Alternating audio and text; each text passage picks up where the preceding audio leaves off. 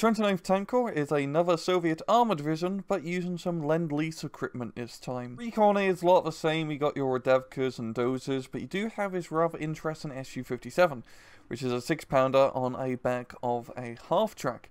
If you've played War Thunder, it's a pretty fun tier 1 vehicle. There's also the Valentine Mark III as a recon tank as well. Infantry is mostly the same compared to the other Soviet armor division.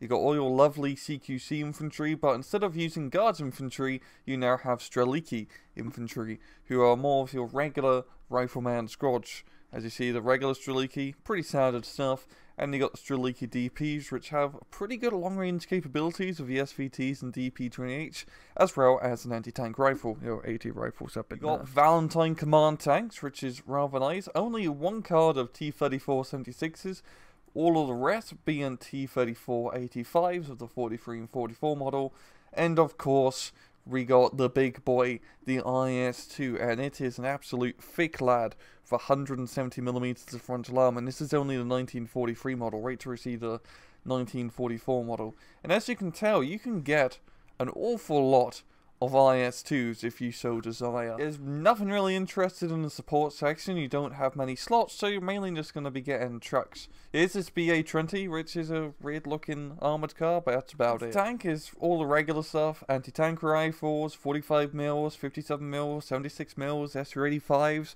but of course there is the M10 tank destroyer. The Soviets did remove the machine gun off the top and kind of did a bit of graffiti all over the side, but it's a rather decent little tank destroyer. The anti-air is pretty crap. Got a lot of nice artillery options with all sorts of static guns as well as Katyushas. You may notice there is no artillery observers in this division, and well, that's because none of these artillery units have radios, so there's literally no point using artillery observers. Planes feature a lot of Lend-Lease equipment, such as Boston A-20's ground attack planes with an awful lot of machine guns. Like, geez, that's a ridiculous amount of machine guns.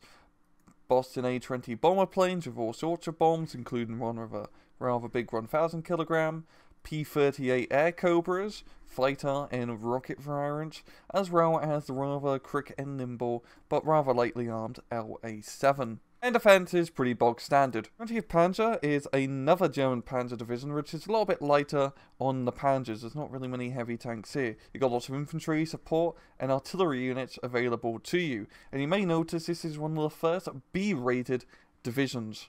There's not really much to say in the recon tab, apart from the fact you can get some Panzer III recons if you want. It wouldn't be a German division without Ersatztruppen, and you got Ersatztruppen. There's also Osttruppen making a return from SD-44, as well as Stoss troops making a return from SD-44. Apart from that, everything else is pretty much the same. You've got Panzer Grenadiers, Stern Pioneers, half-tracks, all that stuff. Except from these Pioneers, which are rather interesting. As you may notice, they are using Russian equipment, apart from the grenades. Instead, the tanks are a little bit lighter compared to 5th Panzer. You got Panzer IIIs, Panzer IV H&G models. You also got some captured T-34-76s, if you so desire. Panzer IV leaders, and of course the elephant in the room, the Beuter Stalin.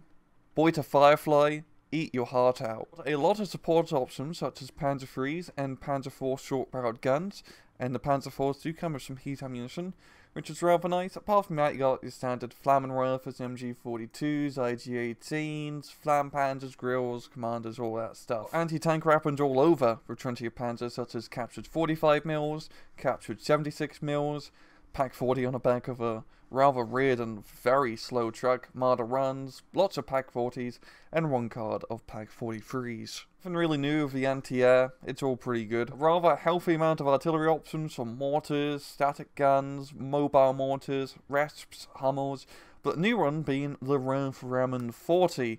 So, have fun with these rockets. It wouldn't be a German division without some sort of weird recon plane. Here we got the Go 145B. It drops napalm bombs. You got lots of versions of Stukas from bombers, the anti-tank one makes a return, as well as a cluster bomber Stuka. And apart from that, you pretty much got all sorts of Messerschmitts from fighters to rocket planes to bombers. And defense is pretty much the standard that you get for any sort of panzer or tank division. And that's both the new divisions coming up in the next beta update. So, let's take a moment to appreciate new artwork that has been added in this patch, because it's really bloody good.